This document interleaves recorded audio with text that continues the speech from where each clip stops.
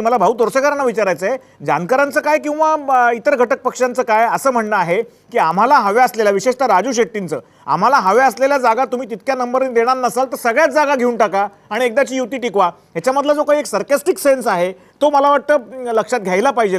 याचं कारण असं की आज पश्चिम महाराष्ट्रामध्ये राजू शेट्टींनी स्वतःचं एक संघटन उभं केलेलं आहे, त्याच्यामुळे त्यांची शक्ती आहे.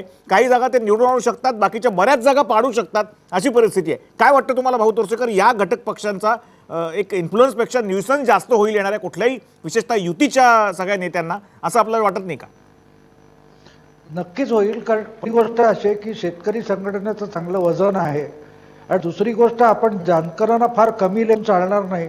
त्यांनी आता धनगर आरक्षणाच्या निमित्तानं ज्या पद्धतीत ताकद दाखवलेली आहे ते जवळजवळ म्हणजे एकटे जानकर 50 ठिकाणी उमेदवार पाडायचं काम चांगलं करू शकतात. ते निवडून किती आणतील हे दुय्यम आहे, पण ते 40-50 जागी पाडायचं काम करू शकतील. पण मी एक वेगळा मुद्दा तुम्हाला परत सांगतो की उद्धव ठाकरे यांनी अतिशय धूर्तपणे सगळी खेळी केली. तुम्हाला आठवत असेल तर लोकसभेच्या निवडणुका होण्याच्या आधी असे 2 प्रसंग आले की मोदी BKC मध्ये बांद्रा कुर्ला कॉम्प्लेक्समध्ये आले होते, एकदा डायमंड व्यापाऱ्यांकडे आणि दुसऱ्यांदा त्यांची वार्मिंग पहिली मोठी सभा झाली तेव्हा. तर त्यावेळेला ते सिंहासनावर बसले आणि उद्धवना फक्त कोचावर बसवलं असं माध्यमातून कल्लोळ झाला होता.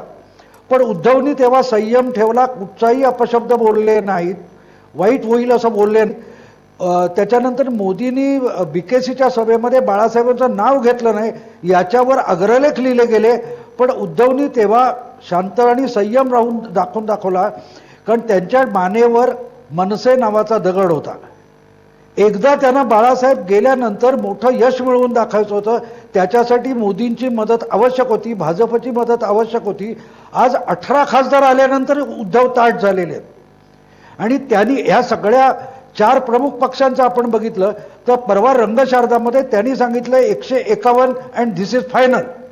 म्हणजे एकच नेता एका पक्षाचा आज आत्मविश्वासाने बोलतोय. बरोबर आहे, कारण he has nothing to lose. बरोबर आहे, ही गोष्ट लक्षात घ्यावी. भाऊ मला तुम्हाला चौघांना एक प्रश्न विचारायचा, वेळ कमी उरली, आपल्याला चौघांची उत्तरं मला हवी आहेत की या सगळ्या गोष्टीमध्ये कुठेतरी एक वेगळा एक्स फॅक्टर, डार्क हॉर्स म्हणा किंवा काहीही म्हणा, असा अचानक राजकारण हा पॉसिबिलिटीजचा आणि बियॉन्ड इमॅजिनेशन पॉसिबिलिटीजचा गेम असतो. त्याच्यामुळे आपल्याला काही आपल्या कल्पनेच्या पलीकडचं ऐनवेळा घडलं तर आश्चर्य वाटायला नको. याचा अर्थ उद्या कोणी असं म्हणणार नाही की 2 ठाकरे बंधू एकत्र आले तर काय होईल वगैरे, असं नाही. पण राष्ट्रीय स्वयंसेवक संघ, मोदी आणि अमित शहा यांची स्वतःची अशी काही ठाम मतं आहेत आणि तो अजेंडा राबवून घेण्याकरता काही वेगळ्या दृष्टीने प्रयत्न चालू आहेत का? अगदी राज ठाकरेंचं आतून किंवा बाहेरून सहकार्य घेणं, या गोष्टी सहित सगळ्या शक्यता पडताळून बघितल्या जात आहेत का? राज ठाकरेंचं गेल्या काही दिवसातलं मौन हे त्यालाच याच गोष्टी अधोरेखित करतंय का? काय वाटतं आपल्याला? निळू दामले, अगदी शेवटची 2-3 मिनिटं उरलीत, मला सगळ्यांकडे जायचंय. तुम्ही म्हणता ते एका परीने खरं आहे. म्हणजे अशाची शक्यता आहे की मोदींच्या विजयामुळे भाजपवर तर खूप पुढे सरकलेलं आहे. मोदींच्या विजयामध्ये काही एका प्रमाणावर तरी संघाचा हात आहे, काही एका प्रमाणावर अशासाठी म्हणतो की मोदी हा काही संघाचा ऐकणारा माणूस आहे अशातला भाग नाही. तो स्वतंत्रपणे जात असतो, त्याची स्वतंत्र ताकद आहे, तो एकापर्यंत एक खंबी तंबू आहे आणि त्यांच्या पाठीमागे संघाची फरफट आहे. तेव्हा संघाचं राजकारण किती आहे, मोदींचं राजकारण त्याला माहिती नाही. परंतु एक गोष्ट मात्र त्यांची नक्की आहे की त्यांना या देशामध्ये काँग्रेसला पर्यायी असा एक राष्ट्रीय पक्ष म्हणून उभं राहायचं आहे आणि त्या दृष्टीने त्यांची वाटचाल आहे निश्चित आहे. आता त्या वाटचालीत शिवसेना हा अडथळा आहे आज घडीला तरी, परंतु तो अडथळा दूर करायचा त्यांचा जो प्रयत्न होता तो कदाचित त्यांना आता जमलेला नाही. म्हणजे मला असं वाटतं की युती झाली असेल तर ते गेलंय, परंतु त्यांना शिवसेनेला दूर केल्याशिवाय आपल्याला जाता येत नाही त्यांना माहिती आहे आणि त्यामुळे एक अत्यंत अवघड वळण हे भाजपच्या समोर आहे. ठीक आहे, नितीन सावंत काय वाटतं आपल्याला?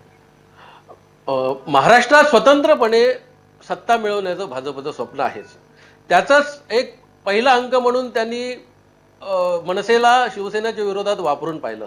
आताही त्यांचा तोच प्रयत्न आहे की युती तुटल्याचं पाप हे शिवसेनेवर फोडायचं. परंतु परवाच्या उद्धव ठाकरेंच्या रंगशारदेच्या सभेने हे सर्व पाप भाजपवर जाते गे अशी शंका वाटायला लागलेली. त्यामुळे आता भाजप नेते पुन्हा चर्चेला तयार झालेले आणि अजूनही जांभोरी मैदानाची सभा उद्या परवा होणारच आहे. त्या सभेमध्ये उद्धव काय बोलतात इकडे सगळ्यांचं लक्ष लागलेलंच आहे. ठीक आहे, श्रीमंत माने तुम्हाला काय वाटतं या सगळ्या राजकीय परिस्थितीबद्दल?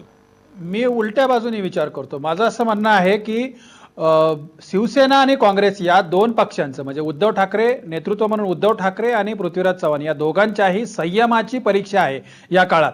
आणि मला असं वाटतं की त्यांनी तो संयम जर राखला, ते जर त्यांच्या भूमिकांवर ठाम राहिले तर राजकीय दृष्ट्या ते महाराष्ट्रात फायद्यात राहतील. ठीक आहे. भाऊ तोरसेकर, शेवटचे एक अगदी 30-40 सेकंद आहेत. काही अपेक्षेपेक्षा जगावेगळी, कल्पनेच्या पलीकडची अशी काही समीकरणं घडतील असं तुम्हाला वाटतं का? शक्यता एकच आहे की युती तुटली तर मनसे आणि भाजपा एकत्र येऊ शकतील. पण माझं तरी आज असं म्हणणं आहे की उद्धव ठाकरे यांनी महाराष्ट्रात एक नंबरचा पक्ष व्हायचा ठरवलं आणि त्यासाठी ते जुगार खेळतील याच्याविषयी मला शंका नाही. आणि एनसीपी आणि याच्या बाबतीत काय वाटतं तुम्हाला भाऊ? एनसीपी आणि काँग्रेसच्या बाबतीमध्ये नाही, एनसीपी हा विजयी होऊ शकणारे उमेदवार गोळा करणार आहे, त्याच्याकडे पक्षाची संघटना नाही. आणि काँग्रेसकडे जुनं झालेलं झाड आहे, त्याला अजूनही पानं येत राहणार. ते कितपत मोठं होईल याविषयी मी साशंक आहे. ठीक आहे. शक्यता आणि अशक्यता यांचा हिंदोळा हा झुलतोच आहे. त्याच्यामध्ये काय नक्की होणार आहे हे आपल्या कोणालाच माहिती नाही. पण एक मात्र नक्की, पुढचे 2 दिवस हे नक्की डिसाइडिंग फॅक्टर असणार आहेत. आपण आवाज महाराष्ट्राचा मधून या सगळ्या गोष्टींचा वेध रोज घेत राहणार आहोत. युती होते, टिकते, आघाडी टिकते का नाही याच्याकडे आपलं लक्ष असणार आहे. पण वेगळी समीकरणं कुठेतरी आकार घेत आहेत एवढी गोष्ट मात्र नक्की आहे. आज इथेच थांबतो. पुन्हा भेटूयात उद्याच्या राजकीय गोष्टींविषयी चर्चा करण्याकरता. नमस्कार, धन्यवाद.